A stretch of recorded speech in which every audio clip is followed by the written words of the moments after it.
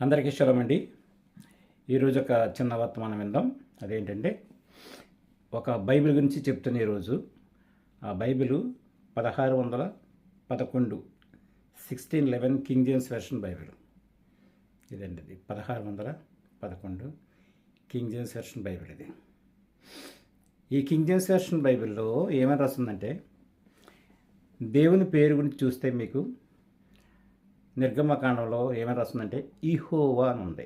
IEHOVAH, Jehovah. జే అనే పదం ఈ 1611 బైబిల్లో జే అనే పదం లేదు. అలాగే మత్తయి సువార్తలు మీరు చూస్తుంటే ఈసోస్ అని ఉంటుంది. ఈసోస్, జే లేదు. జీసస్ అనే పదం లేదు. అంటే జే అనే అక్షరం 17th సెంచరీ వరకు ఇంగ్లీష్లో లేదని ఈ బైబిల్ మనకి రుజువు చేస్తుంది. కాబట్టి చాలామందికి అర్థం కాని విషయం ఏంటంటే, ఏ బైబిల్ ఎప్పుడు వచ్చింది, ఏ బైబిల్లో ఏముంది అనేది పరిశీలన చేయాలి. ఈవేళ చాలామంది బయట చూస్తుంటే వాళ్ళు చెప్పేది ఏంటంటే, బైబిల్ లేఖన పరిశోధన కేంద్రాలను పెడుతున్నారు. ఏమి లేఖనాలు పరిశోధిస్తున్నారు, ఏమి లేఖనాలని వీళ్ళు ఏ లేఖనాలను వీళ్ళు ప్రజలకు చూపిస్తున్నారని చూస్తుంటే ఏమీ లేదు.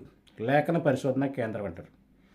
అలాగే మీరు ప్రతీది కూడా చాలా జాగ్రత్తగా పరిశీలన చేస్తే క్రొత్త నిబంధన గ్రీకులో రాశారని చెప్తారు. కానీ ఒరిజినల్గా క్రొత్త నిబంధన గ్రీకులో రాయలేదండి, వాళ్ళ హిబ్రూలోనే రాశారు. దానికి మనకు సంబంధించిన ఆధారాలు దొరకకపోవచ్చేమో, కానీ ఒరిజినల్గా దాన్ని హీబ్రూలోనే రాశారు. ఏం చేతంటే అది హిబ్రూల కొరకు రాసింది. న్యూ టెస్టిమెంట్ ఏంటంటే కేవలము యెషూవను మెస్సియాగా నమ్మలేని యూదుల కొరకు, ఆయనే మెస్సియా అని చెప్పడం కొరకు పాత నిబంధనలోని వాక్యాలు కొన్ని ప్రవచనాలు తీసుకొని న్యూ టెస్టిమెంట్లో యాడ్ చేసి అప్పుడు న్యూ టెస్టిమెంట్ వాళ్ళకి విశదీకరించడం కోసం రాయబడింది. అది హెబ్రీలు రాసిన పత్రిక కానీ, యాకోబు రాసిన పత్రిక కానీ, ఈ పత్రికలని మీరు చూస్తున్నట్టే వాళ్ళందరూ రాసిన వాళ్ళందరూ కూడా హెబ్రీలు, ఒక లోక తప్పించి మిగతా వాళ్ళందరూ కూడా హెబ్రీలు. వాళ్ళందరూ కూడా హెబ్రీల కొరకే రాశారు. అన్యజనులు ఏంటంటే జస్ట్ వాళ్ళకు ఒక ద్వారం తెరిచాడు, ఆ ద్వారాన్ని బట్టి వాళ్ళు యూదులతో సమాన వారసత్వం కలిగి ఉంటారు. ఎక్సెప్ట్ దట్, అది తప్పించి మిగతాదంతా కూడా బైబిల్ అంతా కూడా న్యూ టెస్టిమెంట్ అంతా కూడా రాయబడింది ముఖ్యంగా హిబ్రీల కొరకు, యూదుల కొరకు మాత్రమే రాశారనమాట. ఈ విషయం చాలామందికి అర్థం కాదు. ఇకపోతే చాలామంది క్రైస్తవ బోధకుల్లో ఉన్న అబద్ధ బోధకులు చెప్పే మాట ఏంటంటే, పేతురు తన పత్రికను గ్రీకులో రాశాడు అని చెప్తారు. ఇక్కడ చాలా జాగ్రత్తగా విన్నారండి. ఎవడు చెప్పినా మనం వినేయటం కాదండి, అది ఎంతవరకు నిజమని మనం పరిశీలన చేయాలి. పెంతెకొస్తు పండుగ రోజున పేతురు గారు ప్రసంగం చేసినప్పుడు ఆయన అక్కడ ఈ నామం తప్ప మరి ఏ నామం కూడా రక్షణ లేదని చెప్పాడు. అది ఏ నామం, ఎలా ప్రసంగం చేశాడు ఆయన? హీబ్రూలో ప్రసంగం చేశాడు ఆయన. అక్కడ ఏంటది? యెషూవ మెస్సియా నామంలో ప్రతి వాడు రక్షణ పొందాలని చెప్పాడు. ఈరోజు యెషూవ మెస్సియా, ఆయన ఒరిజినల్ పేరు యెషూవ మెస్సియా అంటే వీళ్ళు చాలా కోప్పడిపోతున్నారు, చాలా ఉగ్రరూపం చూపిస్తున్నారంటే దేనికోసం వీళ్ళందరూ ఉగ్రరూపం చూపిస్తున్నారంటే ఆయన పేరు చెప్తుంటేనే సర్రం లేచిపోతున్నారు. కారణం ఏంటంటే వీళ్ళకి నిజం తెలియదు. పెంతెకొస్తు పండుగ రోజున ఆయన ప్రతివాడు యెషూవ మెస్సియా నామంలో బాప్తిసం పొందాలని పేతురు ప్రసంగం చేశాడు. కానీ వీళ్ళేం చెప్తున్నారు? పేతురు తన పత్రికల్ని గ్రీకులో రాశాడని చెప్తున్నాడు. సరే, ఇంకో విషయం, పోనీ వీళ్ళు అనుకున్నట్టుగా దమస్కు రోడ్లో అపోస్తలుడైన సౌలును పడగొట్టినప్పుడు అక్కడ హెబ్రీ భాషలో ఒక స్వరము నాతో పలుకుడు వింటది అంటాడు. అప్పుడు నువ్వు ఎవడు అని అడిగినప్పుడు ఆయన నేను యెషూవను అని హెబ్రీ భాషలో చెప్పాడనంది. అది గ్రీకు భాషలో రాసినప్పుడు గ్రీకులో బైబిల్ న్యూ టెస్టిమెంట్ ఉందంటున్నారు కదా వీళ్ళు, దాంట్లో ఏమైనా రాస్తుందంటే అక్కడ హెబ్రీ స్వరం నాతో పలుకుడు వింటిని నువ్వెవడు అని అన్నప్పుడు ఈసోస్ అని అన్నాడు అని అని రాశారు. అది పచ్చి అబద్ధం అని మనకు తెలుసు. అలాగే ఇంగ్లీష్లో ఏం రాశారు? నువ్వెవడు అని అడిగినప్పుడు సౌలు ఐఆమ్ జీసస్ అని రాశాడు. అది పచ్చి అబద్ధం అని మనకు తెలుసు. అలాగే తెలుగులో ఏం రాశాడు? హెబ్రీ స్వరం నాతో పలుకుడు వింటిని నువ్వెవడు అని అడిగినప్పుడు నీవు హింసించిన యేసును అని చెప్పాడు. అది కూడా పచ్చి అబద్ధం అని మనకే తెలుసు. ఎంచేదంటే ఇంగ్లీష్ వాడికి ఇంగ్లీష్లోను, తెలుగు వాడికి తెలుగులోను, తర్వాత గ్రీకుడికి గ్రీకులోను, ఇలాగ భాషకు పేరు మార్చి అక్కడ అపోస్తలుడైన సౌలుతో మాట్లాడాల. ఆయన ఏం చెప్పాడు? నేను యెషూవను అని చెప్పాడు. అది ఎక్కడుంది? అది only New Testament, Hebrew New టెస్టిమెంట్లో మాత్రమే ఉంది. మిగతా బైబిల్ ఎక్కడ కూడా మనకి కనిపించదు. దీంట్లో ఏమి రాస్తుంది? ఈ సోర్స్ అని రాస్తుంది. దీంట్లో ఏమి రాస్తుందండి? జీసస్ అని లేదు. ఈ 1611 బైబిల్లో ఈసోస్ అని ఉంది. ఇప్పుడు ఇన్ని పేర్లు చెప్పాడా ఒకేసారి, కనుక ఈ విషయాన్ని మనం ఆలోచన చెయ్యాలి. ఎంచేదంటే వేయబడిన పునాది తప్ప వేరొక పునాది ఎవడు వేయకూడదు. రకరకాల పునాదులు క్రిస్టియానిటీలో వేశారు. అందుకనే రకరకాల డినామినేషన్స్ ఉన్నాయి. ఇన్ని డినామినేషన్స్ ఉన్నప్పుడు ఏది నిజమో ఏది అబద్ధం ఎలా తెలుస్తుంది మనకి ఎలా తెలుస్తుంది అంటే, మనం మొదటి శతాబ్దానికి వెళ్ళి మొదటి శతాబ్దంలో ఆది అపోస్తులు ఏం బోధించారో మనం తెలుసుకుంటే ఈ మోసగాళ్ళందరూ మనకి తేలిపోతారండి. ఈ మోసాలను మనం అరికట్టాలంటే ఎక్కడికి వెళ్ళాలి? మనం ఆది అపోస్తుల బోధకి వెళ్ళాలి. ఆది అపోస్తులు ఏం బోధించారు? యేషువ మెస్సీయా అని బోధించారు. ఈవేళ తొడలు కొట్టి సవాళ్ళు చేసి పెద్ద పెద్ద అడవిడి చేసి పెద్ద పెద్ద కేకలేసి ప్రసంగాలు చేస్తూ రకరకాలుగా మాట్లాడుతున్న వాళ్ళు వీళ్ళందరూ కూడా కనీసం ఎవడో కూడా వాడు మంచిగా ఉండనివ్వండి, లేదా ఇంకో రకం ఉండదు ఇంకో రకం ఏ విధమైన ప్రసంగాలు చేయండి, వీళ్ళెవ్వరూ కూడా ఆయన పేరు యేషువ మెస్సీయా అని పేరు చెప్పట్లా. ఇంకేదంటే చెప్పారంటే వాళ్ళ యొక్క పునాది పడిపోద్ది. అది వాళ్ళ భయం. అపోస్తులు బోధించిన కొన్ని విషయాలు బోధిస్తారు తప్ప అపోస్తులు బోధించిన విలువైన విషయాలు మాత్రం వీళ్ళెవ్వరికీ కూడా చెప్పట్లేదు.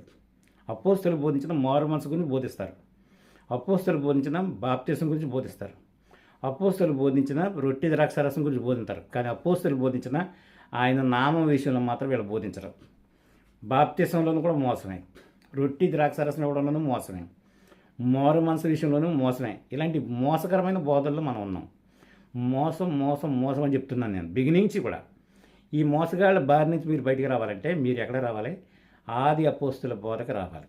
ఇది చూస్తారు కదా, 1611 బైబిల్లో జీసస్ అనే పేరు లేదు. ఇక క్రీస్తు సంఘం అని ఒక మతశాఖ ఉంది.